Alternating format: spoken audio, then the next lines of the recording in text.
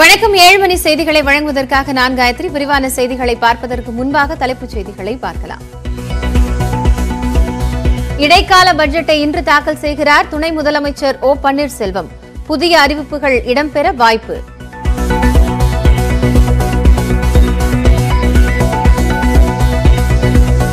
காவிரி குண்டாறு இணைப்பு திட்டத்திற்கு கர்நாடக முதலமைச்சர் எடியூரப்பா எதிர்ப்பு. உபரி நீரை பயன்படுத்த விடமாட்டோம் என எச்சரிக்கை.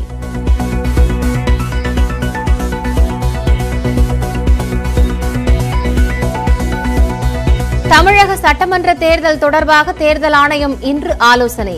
5 மாநில தேர்தல் அட்டவணை இறுதி செய்யப்பட வாய்ப்பு.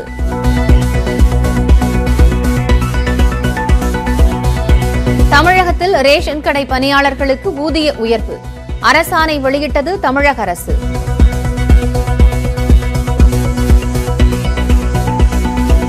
மாவட்ட ஆட்சியர் அலுவலகங்களில் அங்கன்வாடி ஊழியர்கள் இரவு முழுவதும் போராட்டம். அரசு ஊழியர்களாக அறிவிக்க கோரிக்கை.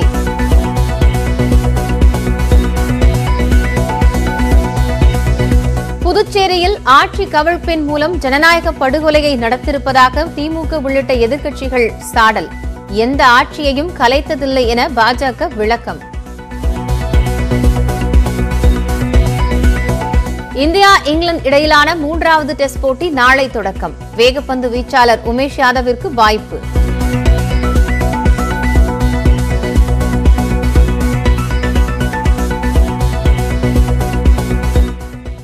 தமிழக அரசின் அடுத்த நிதியாண்டிற்கான இடைக்கால பட்ஜெட்டை நிதியமைச்சர் ஓ பன்னீர்செல்வம் இன்று தாக்கல் செய்கிறார்.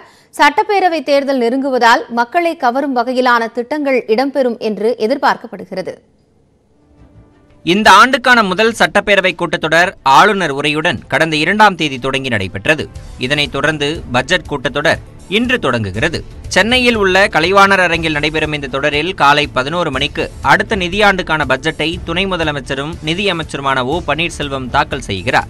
சட்டப்பேரவைக்கு தேர்தல் நடைபெறவுள்ளதால் 3 மாத கால செலவினங்களுக்காக இடைக்கால பட்ஜெட்டாகவே அவர் தாக்கல் செய்ய உள்ளார். கடந்த 2011ஆம் ஆண்டில் ஜெயலலிதா தலைமையில் அதிமுக அரசு பொறுப்பேற்ற போது 1 லட்சம் கோடியாக இருந்த தமிழக அரசின் கடன் 4,56,660 கோடியாக அதிகரித்துள்ளதாக கடந்த நிதிநிலை அறிக்கையில் தெரிவிக்கப்பட்டது. இந்த நிலையில் இடைக்கால நிதிநிலை அறிக்கை தாக்கல் செய்யப்படுகிறது. திமுக ஆட்சியில் தமிழகம் உபரி நிதி மாநிலமாக இருந்ததாக தெரிவித்துள்ள அக்கட்சியின் சட்டமன்ற உறுப்பினர் PTR பழனிவேல் தியாகராஜன், தமிழக வரலாற்றிலேயே அதிக கடனை வாங்கி வட்டி கட்டிய அரசாக எடப்பாடி பழனிசாமி அரசு உள்ளதாக கடுமையாக சாடியுள்ளார். 2011 ஆட்சி மாறும்போது தமிழ்நாடுடைய மொத்த கடன் சுமை 1 லட்சம் கோடி.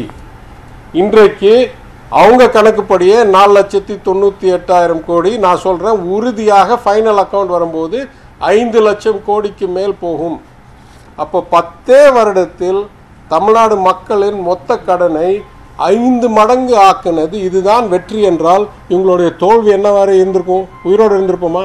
கடன் தொகை அதிகரித்த போதிலும் தேர்தலையொட்டி பிரச்சாரத்தில் ஈடுபட்டுள்ள முதலமைச்சர் எடப்பாடி பழனிசாமி மாணவர்கள், விவசாயிகள் என பல்வேறு தரப்பினரையும் கவரும் வகையிலான அறிவிப்புகளை வெளியிட்டார். எனவே இந்த இடைக்கால நிதிநிலை அறிக்கையில் அந்த அறிவிப்புகளுக்கான நிதி ஒதுக்கீடு செய்யப்பட வேண்டியுள்ளது.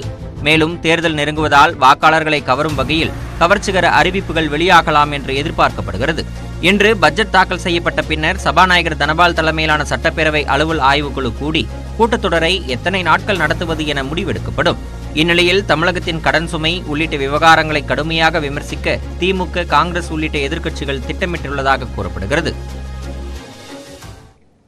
தமிழகம் உட்பட 5 மாநில சட்டப்பேரவை தேர்தல் முன்னேற்பாடுகள் மற்றும் தேர்தல் தேதிகளை முடிவு செய்ய தேர்தல் ஆணையத்தின் முழு ஆணையக் கூட்டம் இன்று கூடுகிறது. தமிழகம், கேரளா, புதுச்சேரி, மேற்குவங்கம், அசாம் ஆகிய 5 மாநில சட்டப்பேரவைகளின் பதவிக்காலம் விரைவில் முடிவடைய உள்ளது. தலைமை தேர்தல் ஆணையர் சுனில் அரோரா தலைமையிலான குழுவினர் 5 மாநிலங்களுக்கும் சென்று தேர்தல் பணிகள் குறித்து ஆய்வு செய்தனர். இந்நிலையில் 5 மாநில சட்டப்பேரவை தேர்தலுக்கான முன்னேற்பாட்டு பணிகள் மற்றும் தேர்தல் அட்டவணையை இறுதி செய்ய தலைமை தேர்தல் ஆணையர் சுனில் அரோரா, துணை ஆணையர்கள் சுஷில் சந்திரா மற்றும் ராஜீவ்குமார் ஆகியோர் அடங்கிய தேர்தல் ஆணையத்தின் முழு ஆணையக் கூட்டம் இன்று கூடுகிறது. இந்த கூட்டத்தில் எத்தனை கட்டங்களாக தேர்தலை நடத்துவது, எந்தெந்த மாநிலங்கள் எந்தெந்த கட்டத்தில் தேர்தலை சந்திக்கும், வாக்குச்சாவடிகள், வாக்குப்பதிவு இயந்திரங்கள், தேர்தல் பணியாளர்கள் உள்ளிட்ட பல்வேறு முக்கிய அம்சங்கள் குறித்து ஆலோசிக்கப்பட உள்ளன. ஒவ்வொரு மாநிலத்திலும் தேர்தல் பணிகளில் ஈடுபட உள்ளோர் அனைவருக்கும் கொரோனா தடுப்பூசி போடுவது தொடர்பாகவும் முழு ஆணைய கூட்டத்தில் ஆலோசிக்கப்பட உள்ளது. அதன் பின்னர் தேர்தல் தேதி அறிவிக்கப்படும் என எதிர்பார்க்கப்படுகிறது. தமிழகத்தில் நியாய விலைக்கடை விற்பனையாளர்கள் மற்றும் கட்டுநர்களுக்கு ஊதிய விகிதங்களை மறு நிர்ணயம் செய்து தமிழக அரசு அரசாணை வெளியிட்டுள்ளது. தமிழகத்தில் செயல்பட்டு வரும் நியாய விலைக்கடைகளில் பணியாற்றி வரும் ஊழியர்கள் தங்களது சம்பளத்தை உயர்த்த வேண்டும் என்று நீண்ட காலமாக கோரிக்கை விடுத்து வந்தனர். இதையடுத்து தமிழக நியாய விலைக்கடைகளில் பணியாற்றி வரும் 20,448 விற்பனையாளர்கள், 3,345 கட்டுநர்கள் ஆகியோரின் நலன் காக்கும் வகையில் அவர்களது ஊதியத்தை உயர்த்தி தமிழக அரசு அரசாணை வெளியிட்டுள்ளது. அதன்படி விற்பனையாளர்களுக்கான தொகுப்பூதியம் 5,000 ரூபாயில் இருந்து 6,250 ரூபாயாக உயர்த்தப்படுகிறது. ஓராண்டு பணி முடித்த விற்பனையாளர்களுக்கு காலமுறை ஊதியம் 8,600 ரூபாயில் இருந்து 29,000 ரூபாயாக நிர்ணயம் செய்யப்பட்டுள்ளது. மேலும் கட்டுநர்களுக்கான தொகுப்பூதியம் 4,250 ரூபாயில் இருந்து 5,500 ரூபாயாக உயர்த்தப்பட்டுள்ளது. ஓராண்டு பணி முடித்த கட்டுநர்களுக்கு காலமுறை ஊதியமாக 7,800 ரூபாயில் இருந்து 26,000 ரூபாயாக நிர்ணயம் செய்யப்பட்டுள்ளது. அங்கன்வாடி ஊழியர்களை முழுநேர அரசு ஊழியர்களாக அறிவிக்க வலியுறுத்தி தமிழகத்தின் பல்வேறு மாவட்டங்களில் ஆட்சியர் அலுவலகங்களில் காத்திருப்பு போராட்டத்தில் அவர்கள் ஈடுபட்டனர். அங்கன்வாடி ஊழியர்கள் மற்றும் உதவியாளர்களை அரசு ஊழியர்களாக்கி காலமுறை ஊதியம் வழங்க வேண்டும் என்பன உள்ளிட்ட 3 அம்ச கோரிக்கைகளை வலியுறுத்தி அங்கன்வாடி ஊழியர்கள் மற்றும் உதவியாளர்கள் மாவட்ட ஆட்சியர் அலுவலகங்களில் காத்திருப்பு போராட்டங்களில் ஈடுபட்டு வருகின்றனர். அதன்படி திருச்சியில் நடைபெற்ற காத்திருப்பு போராட்டத்தில் 150க்கும் மேற்பட்ட அங்கன்வாடி ஊழியர்கள் மற்றும் உதவியாளர்கள் பங்கேற்றனர். பெரம்பலூர் ஆட்சியர் அலுவலகம் முன்பு நடைபெற்ற போராட்டத்தில் அங்கன்வாடி ஊழியர்கள் தங்களது கோரிக்கைகளை வலியுறுத்தி முழக்கமிட்டு போராட்டத்தில் ஈடுபட்டனர். கோரிக்கை நிறைவேறும் வரை போராட்டம் தொடரும் என்றும் அவர்கள் தெரிவித்தனர். தென்காசி மாவட்ட ஆட்சியர் அலுவலகம் முன்பு சத்துணவு ஊழியர் சங்க மாவட்ட தலைவர் தேவியின் தலைமையில் 3 அம்ச கோரிக்கைகளை வலியுறுத்தி ஊழியர்கள் காத்திருப்பு போராட்டத்தில் ஈடுபட்டனர். கோரிக்கைகளை வலியுறுத்தி முழக்கங்களை எழுப்பியவாறு 100க்கும் மேற்பட்டோர் இரவிலும் போராட்டத்தை தொடர்ந்தனர். இதனால் அப்பகுதியில் திரளான காவலர்கள் குவிக்கப்பட்டனர். திருநெல்வேலி மாவட்ட ஆட்சியர் அலுவலக வளாகத்தில் அங்கன்வாடி பணியாளர்கள் 500க்கும் மேற்பட்டோர் காலவரையற்ற காத்திருப்பு போராட்டத்தில் ஈடுபட்டு வருகின்றனர். போராட்டத்தில் கோரிக்கைகளை வலியுறுத்தி முழக்கங்களும் எழுப்பப்பட்டன. 100கணக்கான காவல்துறையினர் பாதுகாப்பு பணியில் ஈடுபட்டு வருகின்றனர். அங்கன்வாடி ஊழியர்கள் மற்றும் உதவியாளர்களை அரசு ஊழியராக்க வேண்டும். முறையான காலமுறை ஊதியம் வழங்க வேண்டும். அகவிலைப்படியுடன் கூடிய முறையான ஓய்வூதியம், குடும்ப ஓய்வூதியம் வழங்க வேண்டும். பணிக்கொடையாக பணியாளருக்கு 10 லட்சம், உதவியாளருக்கு 5 லட்சம் வழங்க வேண்டும். இதுதான் எங்கள் கோரிக்கை. இந்த கோரிக்கையை அரசு ஏற்க வேண்டும். இந்த கோரிக்கையை ஏற்காவிட்டால் போராட்டங்கள் தீவிரமாகும். காவிரி உபரி நீரை தமிழகம் பயன்படுத்திக் கொள்வதற்கு கர்நாடக அரசு அனுமதி வழங்காது என அம்மாநில முதலமைச்சர் எடியூரப்பா தெரிவித்துள்ளார். காவிரியில் உபரியாக வெளியேறும் நீரை பயன்படுத்தும் விதமாக காவிரி வைகை குண்டாறு இணைப்பு திட்டத்தை தமிழக முதலமைச்சர் எடப்பாடி பழனிசாமி தொடங்கி வைத்தார். இந்த திட்டத்திற்கு கர்நாடக அரசு எதிர்ப்பு தெரிவித்துள்ள நிலையில் காவிரி ஆற்றின் உபரி நீரை பயன்படுத்துவதற்காக தமிழ்நாடு அரசு புதிய திட்டங்களை செயல்படுத்த கர்நாடகம் ஒருபோதும் அனுமதிக்காது என்று அம்மாநில முதலமைச்சர் எடியூரப்பா தெரிவித்துள்ளார். காவிரியில் தமிழ்நாட்டிற்கு கூடுதலாக நீரை வழங்கவும் சாத்தியம் இல்லை என்றும் காவிரி நதிநீர் விவகாரத்தில் உச்சநீதிமன்றத்தின் தீர்ப்பின்படி தமிழக அரசு நடந்து கொள்ள வேண்டும் என்றும் அவர் தெரிவித்துள்ளார்.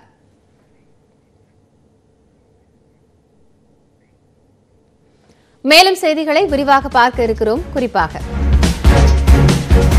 பனிக்கட்டியாய் உறைந்த நயகரா,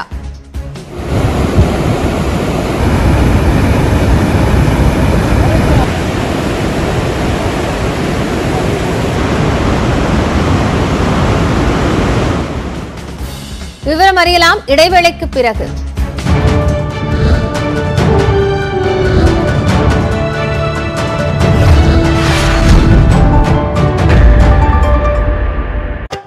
खुशियों खुशी बिरंद புதுச்சேரியில் தற்போதைய நிலையில் ஆட்சியமைக்க உரிமை கோரப் போவதில்லை என்றும் மே மாதம் தேர்தலை சந்தித்து பாஜக கூட்டணி ஆட்சியமைக்கும் என்றும் அக்கட்சியின் மாநில தலைவர் சாமிநாதன் தெரிவித்திருக்கிறார்.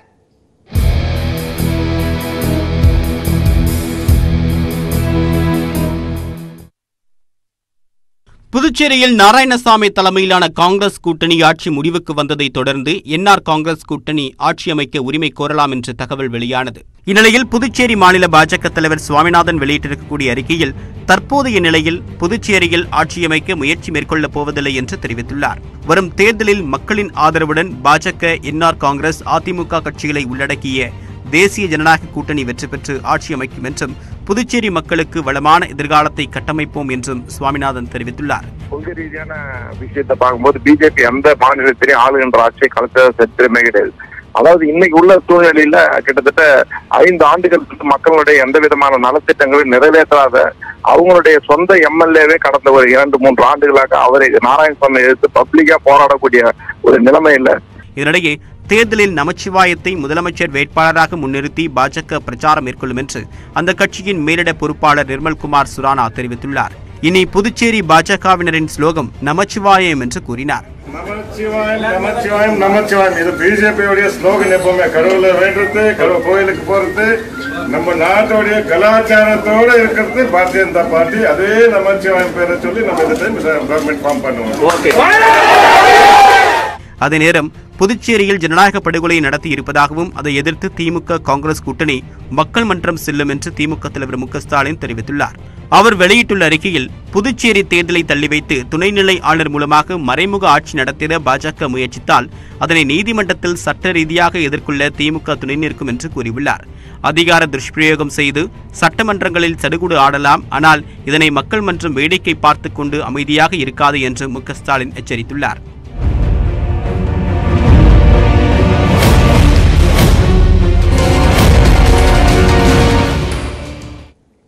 தமிழகத்தில் அதிமுக அரசு மேற்கொண்டு வரும் நலத்திட்ட பணிகள் குறித்து ஸ்டாலின் திட்டமிட்டே குறை கூறி வருவதாக விழுப்புரத்தில் நடைபெற்ற கூட்டத்தில் முதலமைச்சர் எடப்பாடி பழனிசாமி குற்றம் சாட்டினார். விழுப்புரம் மாவட்டம் மரக்காணத்தில் 1502 கோடியே 70 லட்சம் ரூபாய் மதிப்பில் கடல் நீரை குடிநீராக்கும் திட்டத்திற்கு முதலமைச்சர் எடப்பாடி பழனிசாமி அடிக்கல் நாட்டினார். மேலும் 23 கோடியே 50 லட்சம் ரூபாய் மதிப்பிலான முடிவுற்ற திட்டங்களை தொடங்கி வைத்தார்.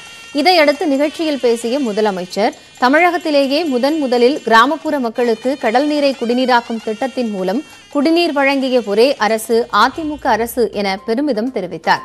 குடிமராமத்து திட்டத்தின் மூலமாக 38 பணிகள் எடுத்துக் கொள்ளப்பட்டு 13 கோடி ரூபாய் செலவில் பணிகள் முடியும் தருவாயில் இருப்பதாக குறிப்பிட்ட அவர் திட்டமிட்டே அதிமுக அரசை குறை கூறி வரும் ஸ்டாலின் இந்த பணிகளை வந்து பார்த்துவிட்டு பேச வேண்டும் என தெரிவித்தார்.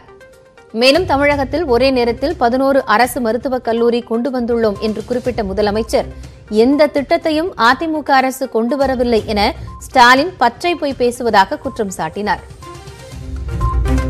எதிர்க்கட்சித் தலைவர் திரு ஸ்டாலின் பேசுகிறார். அனைத்து இந்திய அண்ணா திராவிட முன்னேற்ற கழக அரசு என்ன செய்தது என்று கேட்கின்றார். என்ன செய்தது என்று புள்ளி விவரத்தோடு இந்த மண்ணின் மைந்தர் இந்த மாவட்ட அமைச்சர் சி.வி. சர்மா அவருக்கு தெரிவித்தார். அசாம், மேகாலயா உள்ளிட்ட மாநிலங்களைப் போல தமிழக அரசும் பெட்ரோல் டீசல் மீதான மதிப்பு கூட்டு வரியை குறைக்க வேண்டும் என திமுக தலைவர் மு.க. ஸ்டாலின் வலியுறுத்தியுள்ளார். ஈரோடு மாவட்டம் கோபையடத்தட்டியன் பாளையத்தில் உங்கள் தொகுதியில் ஸ்டாலின் என்ற பிரச்சார நிகழ்ச்சியில் மு.க. ஸ்டாலின் பங்கெடுத்தார்.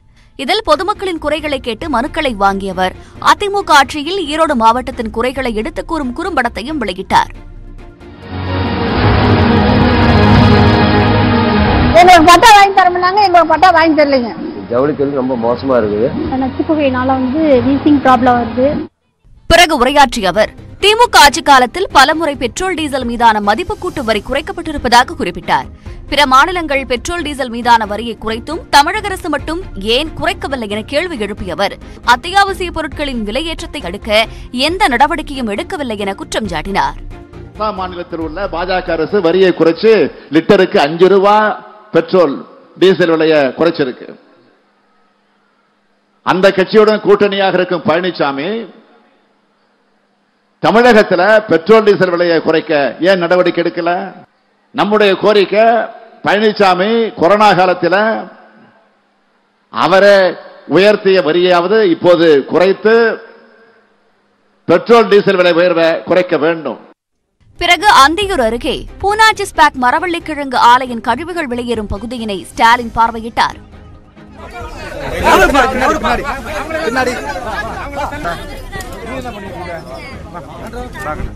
அதனைத் தொடர்ந்து சேலம் மாவட்டம் மேச்சேரி அடுத்த ஓலைப்பட்டியில் நடைபெற்ற உங்கள் தொகுதியில் ஸ்டாலின் நிகழ்ச்சியில் பங்கேற்று பொதுமக்களின் குறைகளை கேட்டறிந்தார். பிறகு மேடையில் பேசிய அவர் சேலத்தில் முதலமைச்சர் பழனிசாமியின் உறவினர்கள் அரசு அதிகாரிகளை மிரட்டி வருவதாக குற்றம் சாட்டினார். தமிழகத்தை சீரழிச்சிட்ட இந்த பழனிசாமி அரசோட வீழ்ச்சிங்கிறது இந்த எடப்பாடி மண்ணிலிருந்து தான் தொடங்க போகுது. மக்களாகிய உங்களுடைய பேராதரவோடு தமிழக வரலாற்றில் இதுவரை இல்லாத மிகப்பெரிய வெற்றியை திமுக கூட்டணி வெற்றி பெற்று சாதனை படைக்கப் போகுது. சேலம் மாவட்டத்தில்தான் பொதுமக்களிடமிருந்து அதிக மனுக்கள் பெறப்பட்டிருப்பதாகவும் ஸ்டாலின் தெரிவித்தார். ராமேஸ்வரம் ராமநாத சுவாமி கோயில் கருவறைக்குள் காஞ்சி சங்கராச்சாரியார் விஜேந்திரரை அனுமதிக்க அங்கே பணியில் இருந்த மகாராஷ்டிர பிராமணர்கள் மறுத்ததால் வாக்குவாதம் ஏற்பட்டது. தமிழகம் மற்றும் மகாராஷ்டிர பிராமணர்கள் இடையே சமாதானம் ஏற்பட்ட பிறகு விஜேந்திரரை எதிர்த்தரப்பினர் கோயிலுக்குள் அனுமதித்தனர். கூடுதல் விவரங்களை செய்தியாளர் குமரனிடம் கேட்கலாம். குமரன், என்ன காரணத்திற்காக விஜேந்திரருக்கு அனுமதி மறுக்கப்பட்டது? அவர்கள் தரப்பிலிருந்து என்ன சொல்லப்பட்டது? அதாவது பல்வேறு யாகசாலை பூஜைக்காக ராமேஸ்வரம் அக்னிதீர்த்த கடற்கரையில் அமைந்துள்ள சங்கரா மடத்திற்கு விஜேந்திர சரஸ்வதி சுவாமிகள் வந்தனர். இதனைத் தொடர்ந்து நேற்று ராமசாமி திருக்கோவிலில் தரிசனத்துக்காக உள்ள சென்றனர். அங்கு அவருடன் பாஜக சேர்ந்த ராஜா மற்றும் கூட சென்றனர். தரிசனம் செய்ய, அதாவது கருவறைக்குள் சென்று நான் அபிஷேகம் செய்து தரிசனம் செய்ய வேண்டும் என்று அனுமதி கேட்டனர். ஆனால் தொடர்ந்து ஆகம விதிப்படி மற்றவர்கள் பூஜை செய்ய நாங்கள் அனுமதிக்க மாட்டோம் என்று பாரம்பரிய அர்ச்சகரும் மற்றும் மகாராஷ்டிரா அர்ச்சகரும் சேர்ந்து எதிர்ப்பு தெரிவித்தனர். இதை தொடர்ந்து இரு தரப்பிலும் வாக்குவாதம் ஏற்பட்டது. விஜேந்திர சரஸ்வதி சுவாமிகளுடன் வந்த 50க்கும் மேற்பட்ட சீடர்கள் தள்ளுமுடியில் ஈடுபட்டனர். தொடர்ந்து இணையான பேசி மற்றும் அமைச்சர் OS மணி அவருடன் அவர்கள் தொடர்ந்து வலியுறுத்தியதால் வேறு வழி இல்லாமல் அர்ச்சகர்கள் அனுமதி அளித்தனர். நன்றி குமரன். இதுகுறித்த தற்போதைய தகவல்களை வழங்கியமைக்காக. கூடுதல் விவரங்களுக்காக மீண்டும் இணையலாம்.